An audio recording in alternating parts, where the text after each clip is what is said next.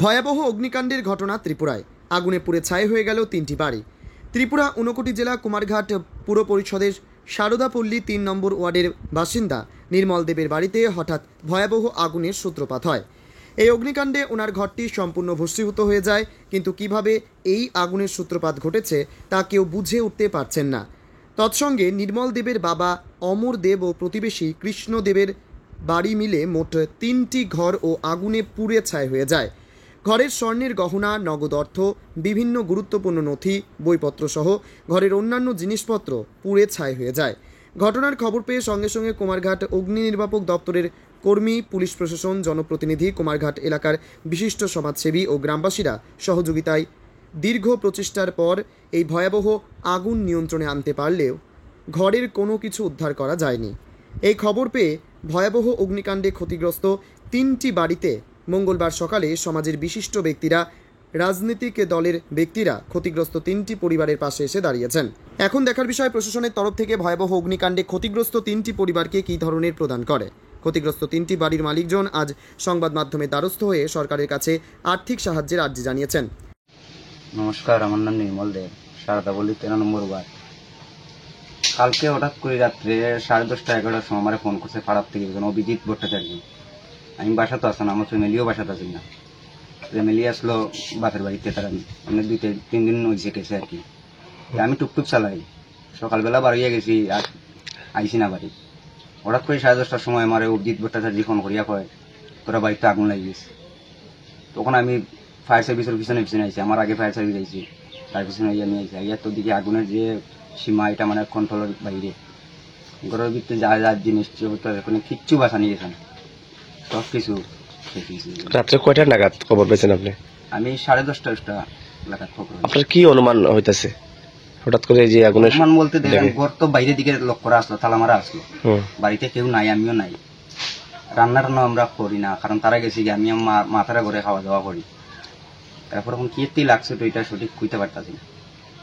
আপনার পরিবারে কারা কারা আছে? আমার পরিবারে 2 মেয়ে আমার আর আমার ওয়াইফ।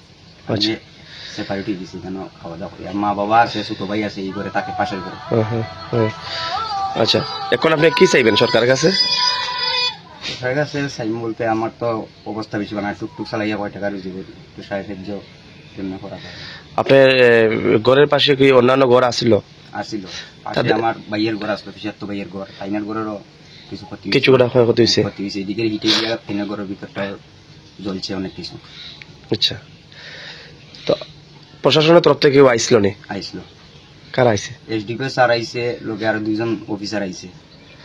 মহকুমা শাসক বা ডিসিএম তরফ থেকে কেউ আইসে? এখন আইসে না, আমাদের এমএলএ স্থানীয় আইসেন, দেখে গেছেন। আচ্ছা, আপনি সরকারের কাছে সাহায্যের আর্জি জানাইতেছেন। ধন্যবাদ। আমার নাম হইল ফণীন্দ্র দাস, কুমারঘাট মিউনিসিপ্যালিটির 13 নম্বর ওয়ার্ডের বাসিন্দা। আমার পাশের বাড়ি একদম নির্মল দেব, তার বাবার নাম অমর দেব। রাত্রে অনুমানিক 10:30 হঠাৎ দেখা গেছে বাড়িতে আগুন লাগছে। আমরা সবাই পাড়ার প্রতিবেশী সবাই দৌড়ে আইছে, ছুটে আইছে, কিন্তু আগুন নিয়ন্ত্রণে করা গেছে না। তার ছেলেও বাড়িতে আসছিল না, তার ওয়াইফও বাড়িতে নাই। ঘরে আমরা শুনছি তালা দেওয়া ছিল। কইতে গিয়ে আগুন লাগলো, কিভাবে আগুন লাগলো আমরা তো কিছু কিছুই হই না, কিন্তু দলেরও কেন কোনো ব্যবস্থা নাই। তারপরে যা ছিল সমস্ত কিছু একদম সর্বশান্ত হয়ে গেছে। তখন আমরা সারাল লোক হিসাবে তার অবস্থা তো আমরা ভালো জানি, একদম নিঃস্ব পরিবার। সরকার যদি তারা একটু সাহায্য করে তাহলে হয়তো একটু ওইটাই আমরা সব আবেদন করা। গতকাল যে রাত্রেবেলা যে আগুন সৃষ্টি হয়েছিল এখানে এলাকাতে, আপনারাও আইসেন? এলাকা আমরাও সবাই আইসি, একদম আমার পাশের বাড়ি। দমকল বাহিনী কর্মীরা আইসে, কিন্তু দমকল আস্তে আস্তে সমস্ত কিছু একদম শেষ হয়ে গেছে, সর্বশান্ত হয়ে গেছে, কিচ্ছু বাইর ফুটা গেছে। এই অবস্থা গণবসতিপূর্ণ এলাকা যেখানে আগুনের সৃষ্টি হয়েছে। দুই সাইডেই ঘর, সব সাইডেই ঘর আছে, কিন্তু ফার্স্ট করে কিছু ক্ষয়ক্ষতি হয়েছে। জ্বলছে না অবশ্য, কিন্তু ফাঁসের করে আপনাদের কি মনে হইতাছে মানে হঠাৎ করে এই আগুনটা দেখে? আগুনটা তো আমরা বুঝতে পারতেছি না কোথা কি লাগলো। আচ্ছা আচ্ছা, কারণ করে তো লোক নাই, তার ফাঁসের করে বাবা তারা বসবাস করে, তারাও তখন ঘুমে আসছিল শুনছি যেটা। আচ্ছা, মানে এটা পাকা করছিল? হ্যাঁ পাকা করছিল যে না না, ঘরটা খাসা ঘর, আচ্ছা, বাঁশের বেড়া, টিনের সামনে আসছিল। মানে দৈর্ঘ্য ইন্টু প্রস্থ জানা আসেনি আপনাদের? হ্যাঁ, দৈর্ঘ্য ইন্টু প্রস্থ জানা আসেনি ঘরের যে গড়ের দৈর্ঘ্যটা কত? 18 ঘর, 18 ঘর, একসাইলা বারিন্দা এই আসছিল। ধন্যবাদ।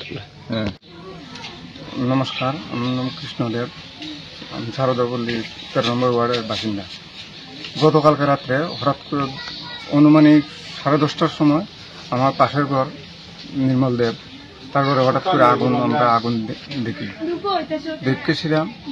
তো প্রথমে দেখি তার ঘরে মানে প্রচণ্ড আগুন, কোনো ধারে যাওয়ার মতো কোনো অবস্থা নাই। তো পাশাপাশি দেখা যাচ্ছে যে আমার ঘরেও আগুন হয়ে পড়ছে। আমার ঘরে আগুন হয়ে পড়ছে, আমার ঘরের মানে কি বলতাম 50%-এর উপরে কাগজপত্র, স্কুলে মেয়ে স্কুলে ক্লাস 8-এ পড়ে, মেয়ের বইপত্র সব জ্বলে গেছে। কিছু কাগজপত্র জ্বলে গেছে, নষ্ট হয়ে গেছে। তো কিছু আমার পাড়া প্রতিবেশী আছে, তারা কিছু কিছু জিনিস বার করছে আর কি। তার নির্মল দেবের ঘর তো একদম পুরা জ্বলে গেছে। আগুনের সূত্রপাতটা কয়টা নাগাদ হয়েছে?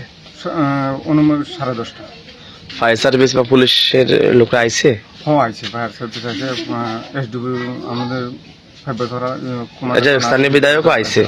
তারপরে আমাদের বিধায়ক আচ্ছা আইছে রাত্রেবেলা। আপনি এখন কি চাইবেন সরকারের কাছে? আমি সরকারের কাছে এটাই চাই যে আমরা তো একদম গরিব মানুষ, আর তো মানে এখন পূজার মুহূর্তে এত বড় ক্ষয়ক্ষতি হয়ে গেছে। যদি সরকার যদি আমাদের কিছু সাহায্য করে তো ভালো হয়। আপনার পরিবারে কারা কারা আছেন? আমার মেয়ে আর আমার। কি করেন আপনি? আমি পেশায় এসপিও চাকরি করি। হ্যাঁ, এসপিও চাকরি করি। এসপিও চাকরি। তো তখন সঙ্গে সঙ্গে আইসেন না, আপনার না ডিউটিতে ছিলেন? ডিউটিতে। কোন থানাতে কর্মরত আপনি? আমি এখন বর্তমানে মনোঘাট থানার অধীনে মানে মাসলি এসপি ওখানে আছি। আচ্ছা, আমি 1টার দিকে আমি আইছি। আপনার ঘরের পাশাপাশি আর অন্যান্য ঘরের কোনো ক্ষয়ক্ষতি হয়েছে না? 2টা ঘরই হয় তো এইদিকে হলো আমার ঘর, আর ওই সাইডে আমার নির্মল দেবের পাশে আরেকটা ঘর আছে। মানে আগুনের সূত্রপাত নির্মল দেবের ঘর থেকে না? আচ্ছা, যে এলাকাটাতে আগুনের সূত্রপাত, এটা কি ঘনবসতিপূর্ণ এলাকা? ঘনবসতিপূর্ণ। ঠিক আছে, নমস্কার। ত্রিপুরা থেকে বিক্রম কর্মকারী report, time press Bengal news. চালমানি পূজা গোল্ড, মিনিকেট, রত্না, স্বর্ণ 10 আর দুধের স্বরের বিশুদ্ধতা একবার খেলেই বুঝবেন আসল স্বাদ। MS তারা শঙ্করী অ্যাগ্রো প্রোডাক্ট, বিশ্বাস আর গুণমানের নাম। যোগাযোগ করুন 7001192179 এ। আমাদের ঠিকানা বাজে কুমারপুর, মাধবদেহি, পূর্ব বর্ধমান 713427। পূজা গোল্ড, প্রতিদিনের পাতে সোনার স্বাদ।